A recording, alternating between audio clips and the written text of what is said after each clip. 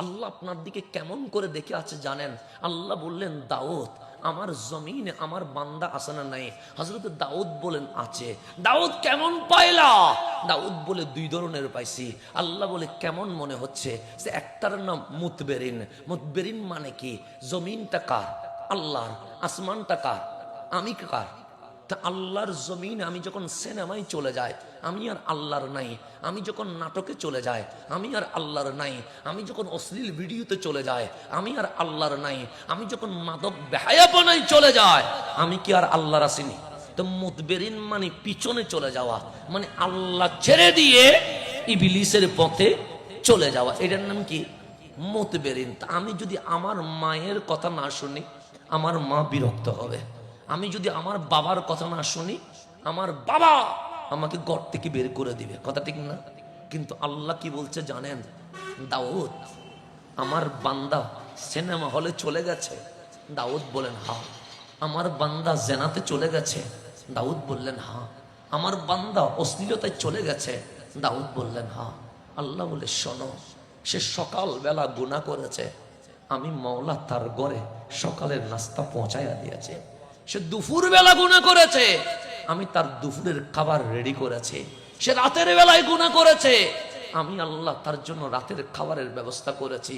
যেমন করোনার সময় লকডাউন হলো, শাটডাউন হলো, কিন্তু আমরা কেউ না খেয়েছিলাম, ঠিকই যে কোনো মাধ্যমে খাবার কিন্তু ঘরে পৌঁছে গেছে।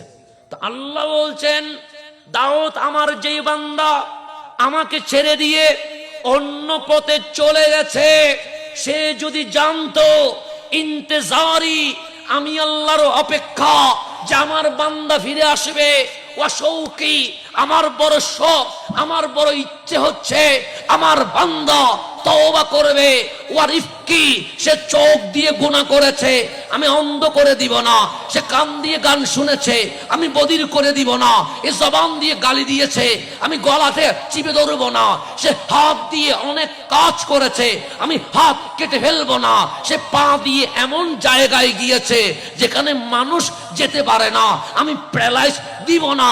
আমি মওলা অপেক্ষায় আছি, আজ না হয় কাল আমার বান্দা আমার কাছে ফিরে আসবে। অপেক্ষা সে কে? আল্লাহ। সে যদি জানতো আমি কেমন অপেক্ষা করছি, সে যদি জানতো আমার দয়া তার প্রতি কেমন আছে, সে যদি জানতো আমার ভেতরের শখ কিরকম আছে, আমার বান্দা আমার ওই অপেক্ষার দিকে তাকিয়ে নিজেকে ফেদা করে দিত। কার জন্য? গুনাহগারের জন্য, নামাজের জন্য না। তা আল্লাহ বলছে গুনাহগারের জন্য আমার যদি এত প্রেম থাকে যে নামাজ পড়ে তার জন্য প্রেমটা কতটুকু হবে? মুকবেলিন যে সিজদা দিয়েছে ওর জন্য আমার প্রেম কতটুকু হবে? বলছেন কে? আল্লাহ। তাহলে আল্লাহ ইন্তেজারে আসে না নাই?